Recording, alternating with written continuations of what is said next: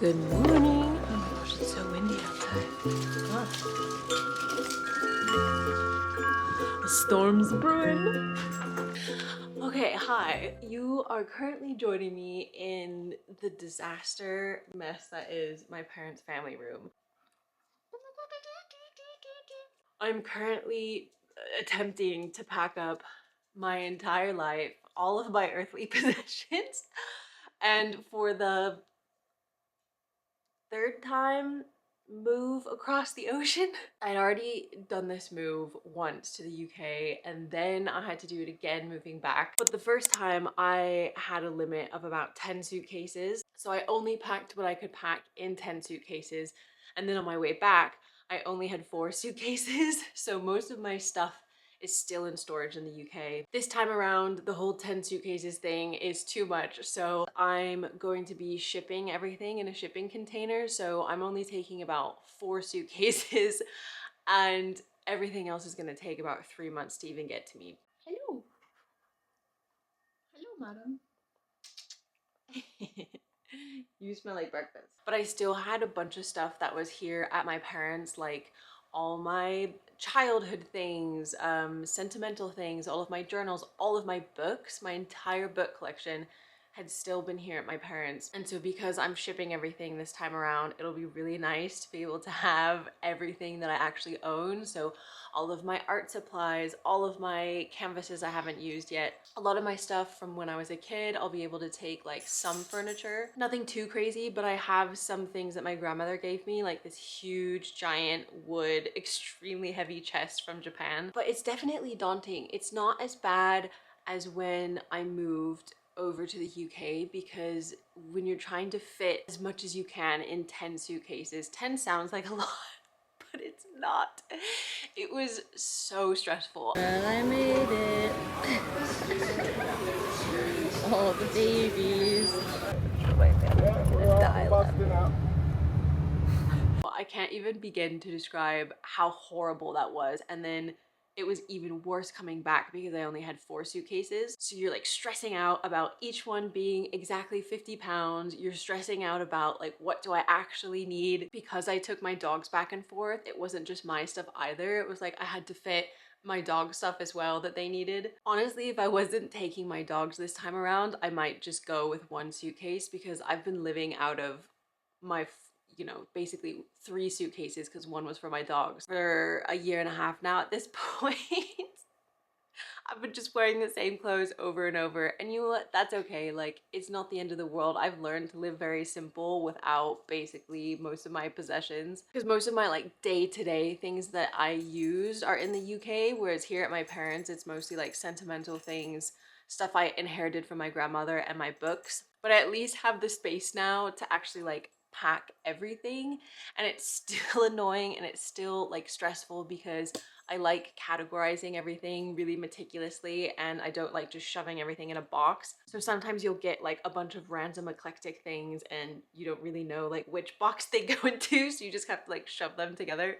It's definitely a daunting task though, and I wanted to document this because I know that there have been a lot of people who are thinking about leaving the States, and because I've done this already back and forth quite a few times, I'm a little seasoned at this. I can give some good advice, especially if you're traveling with pets, and I wanted to document it kind of just so I can look back and say, you did this again and it turned out okay. Some people think I'm crazy, but my close friends are cheering me on. I think the hardest part about this is going to be being away from my family again. I really wish that we as a society still lived in our little communities with all of our family and our friends that we've known forever. And I wouldn't be doing this move if I didn't have a huge support system when I go over there. I have my boyfriend, my boyfriend's family. I still have a ton of family in Sweden that will be really close. I have all my friends in the UK. I am moving to Denmark this time, which does make it a little easier.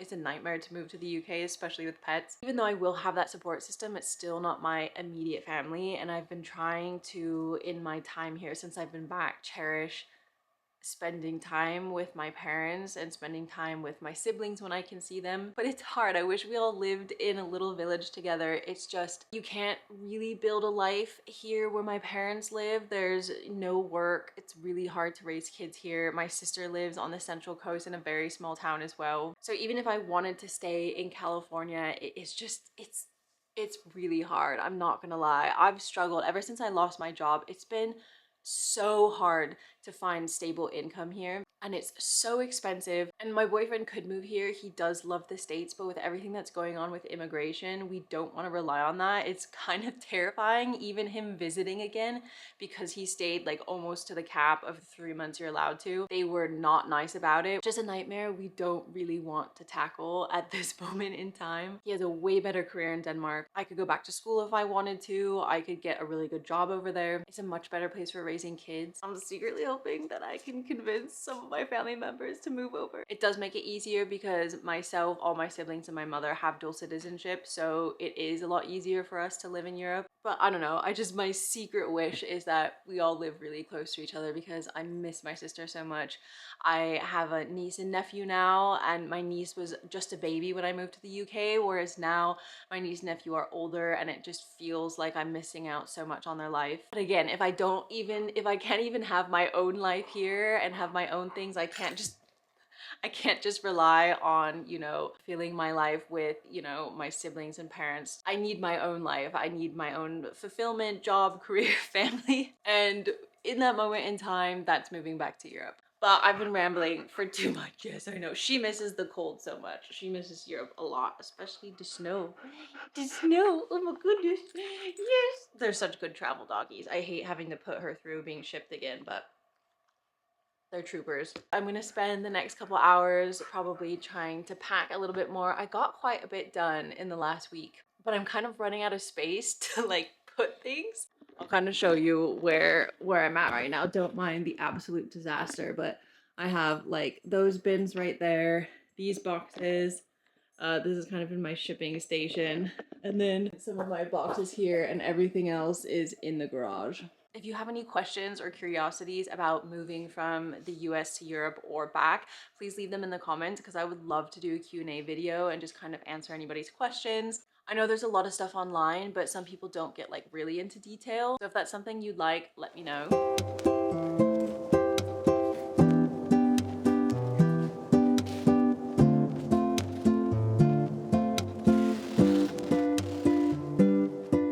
Boxes are really expensive, and I got so many free boxes because my mom found someone on the Nextdoor app who was just giving them away for free. So if you look on Facebook Marketplace or on the Nextdoor app, definitely keep an eye out because people will just give away their boxes for free after a move because they don't want to deal with like taking them to the dump. Because these are like $3 each, and the big ones are even more. They've gotten so expensive. So that's just a little tip for moving.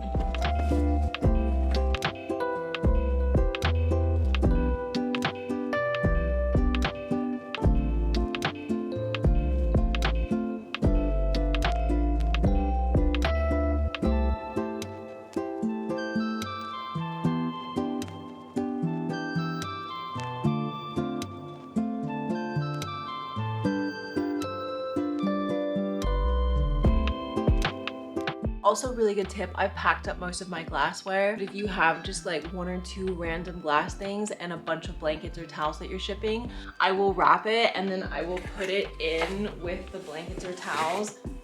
So it's basically free padding, and there's no way that's gonna break because there's like 5 blankets in here.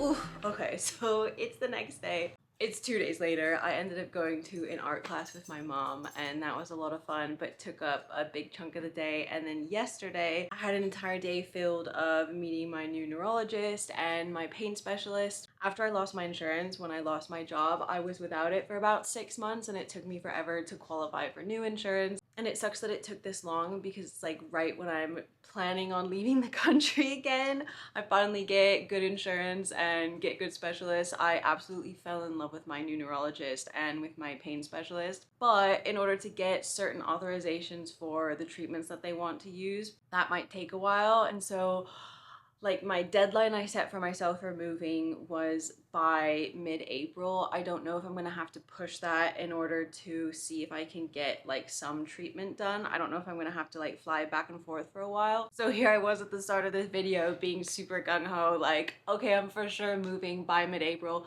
That is still the plan, but I think I just have to like give myself a little bit of a generous timeline in case I need to get some of the treatments done, see if they work, and then see if I can find something similar when I'm in Denmark. Denmark has great healthcare, but a lot of people also have private healthcare as well. It's very affordable. So I think what I might do is kind of like look into plans that can have similar treatments. It's not just medication that we're going to be switching to. They're talking about doing like a nerve stimulating device that you have in temporarily, and then it might make you a candidate for like a permanent device to be put in. But you have to wear it for, I think, 2 weeks to 2 months. And I'm not really sure how that's going to work. I am starting a new medication, which is really simple to like change over when you're switching countries. But as far as like an actual medical device that's implanted on you, it sucks as well too, because I qualified for this program where you go in occasionally to get chiropractics done, massage, acupuncture. But again, that is something that I can also find in Denmark, so it's not the end of the world. It just sucks that I didn't get this quality of care when I was paying so much money a month for my deductible. I've been back for like a year and a half now, and the whole first year was just kind of another nightmare of dealing with like specialists that gaslit me and were terrible. It was not fun. And the whole reason why I moved back to the States in the first place was because of my health, to try to get better healthcare. I'm not saying that it doesn't exist, it's just not the really expensive healthcare that you pay for when you're making good money and you have a good job. So move is still happening. I just have to take into account everything going on with my health as well, and hopefully I kind of stay within the timeline that I wanted it to. But this is going to be a series anyways, so if you want to stick around for the ride, see